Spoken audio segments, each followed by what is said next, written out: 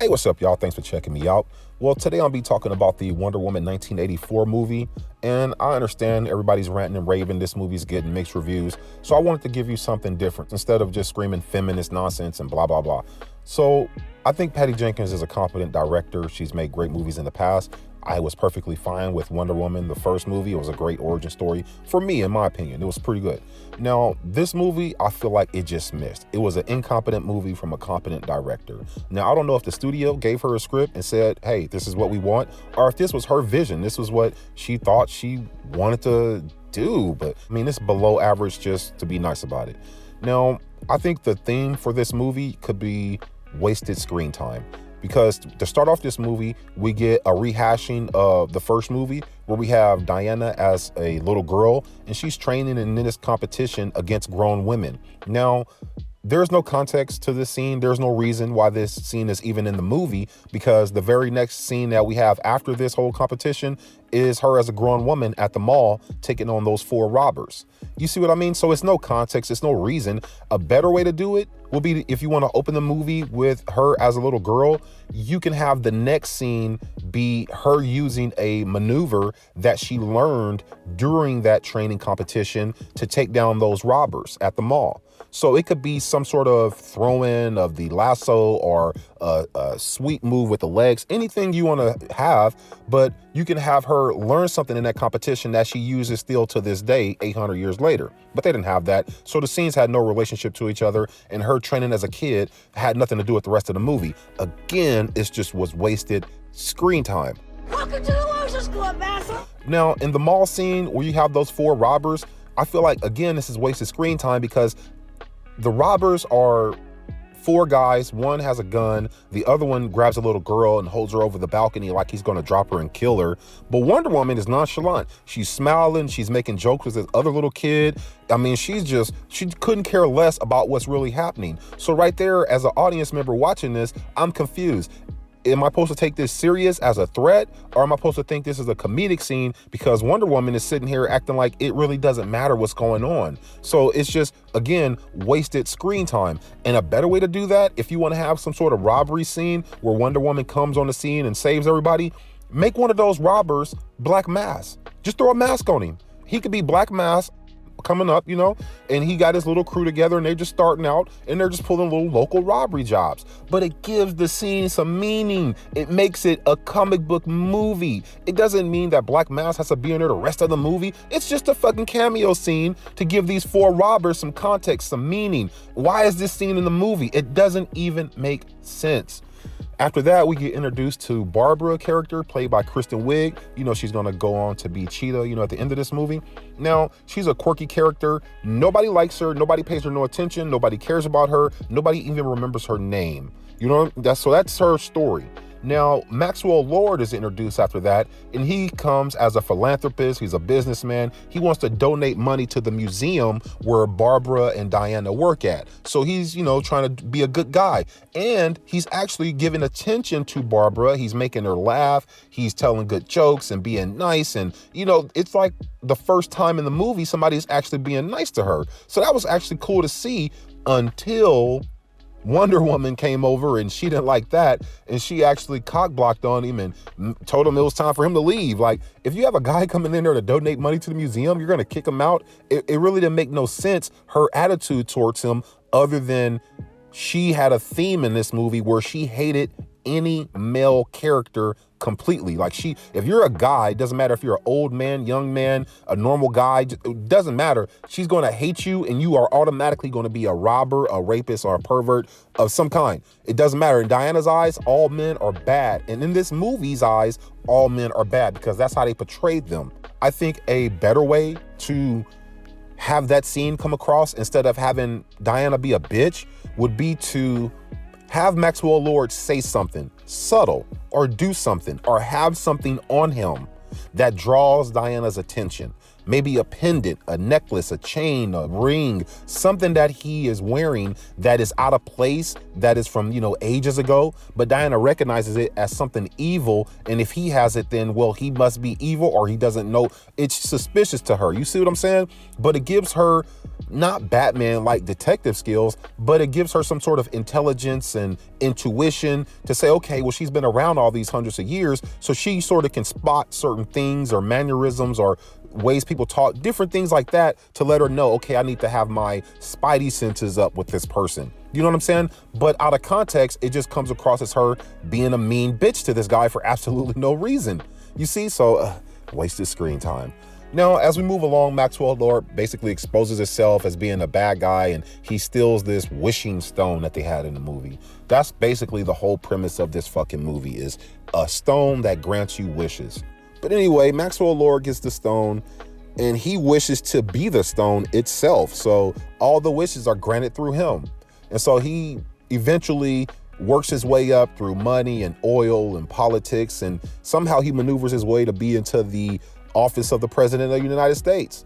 And for some reason, the president of the United States has top secret satellite, information sitting right there on the board. And so Maxwell Lord gets the president to make a wish about nuclear missiles, and nuclear missiles just appear. Now, I want you to keep this in mind, because I want to stop right here and talk about Steve Trevor right quick before I talk about the end of the movie. Steve Trevor came back in this movie because Wonder Woman, of course, wished for him to come back. The way they had him come back was for him to consciously take over the body of a random guy. Like, he just took over his body, and to us, he looked like Steve Trevor, but when he looked in a mirror, he was this other guy. I guess they couldn't just have him emerge, so he had to take over a body somehow. Just so stupid. I'm not even mad at you for having Steve Trevor come back, but the way you did it contradicts what happened at the end of the movie. So if the end of your movie, you have the president and everybody else making wishes and things are just appearing out of thin air, what I'm saying is you can use that same concept with Steve Trevor.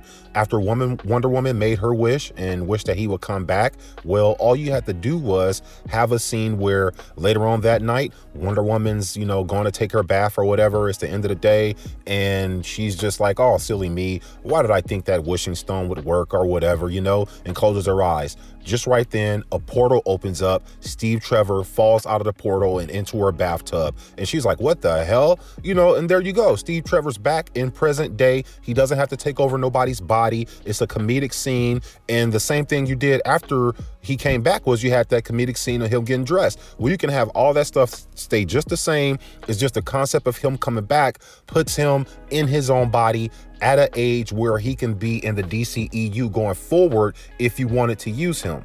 At the end of this movie, when the missiles appear and all hell is breaking loose, and Maxwell Lord is pretty much taking over the world, because he gets on a satellite and basically does a Facebook live stream all over the world, and everybody can see him, and they're just wishing away. And nobody wishes to cure cancer or cure hunger or anything like that. People wish for like cows and missiles and just to be evil, to kill other people. Like, it's just pure chaos. You would think that somebody in a DCEU, like, I don't know, Commissioner Gordon, or maybe Cyborg's dad, or Joker, or just any of the other characters that we've seen, they will remember this time in 1984 when the world went crazy and hundreds of nuclear missiles just appeared out of nowhere and were fired. But nobody remembers this shit, which brings me to another point. How do you fire those nukes? Because nukes are controlled by a circuit board, where you flick a switch to arm it and then you have to fire it. But if you have 500 nukes, right? And your control panel is set for those 500 nukes. But then all of a sudden, 500 more nuclear missiles appear. You don't have no fucking controls for those. They're just missiles in the ground. So how do you fire them? Doesn't make any sense. But anyway, Maxwell Lord is sitting there doing his Facebook live stream. Everybody around the world is making wishes. And when they make wishes, I guess that makes the wind blow. I'm not joking around here. So the wind starts blowing around Maxwell Lord. And so many people are making wishes that the wind just gets stronger and stronger until like a mini tornado around them.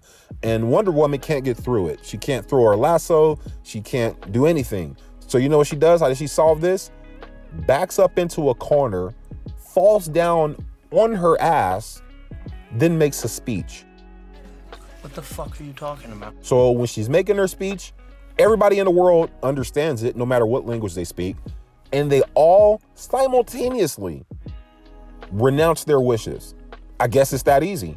All you gotta say is, I renounce my wish, shit goes away, and everything went back to normal. Now, if you want to have Wonder Woman use her brains and wits to outsmart a villain, it's a better way to do it. Do you know what I'm saying? Like, this whole movie concept, trying to get to that end result of her using her brains and wits to outsmart somebody, using this wishing stone concept, it's going to be hard to get there. That's why I say the wishing stone concept itself is a stupid idea.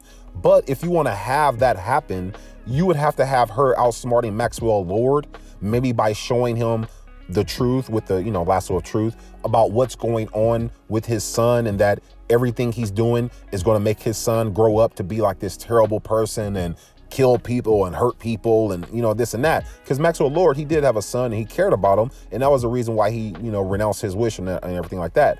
But a better way to do it would just be to use the lasso of truth to show him what his actions were doing and what it would lead to for his son to get him to renounce his wish. Not do this stupid thing where the lasso is on the camera and everybody in the world simultaneously. It's just, it doesn't work, and it didn't work. And I feel like that's the whole concept I would say about this whole movie, is just that it didn't work.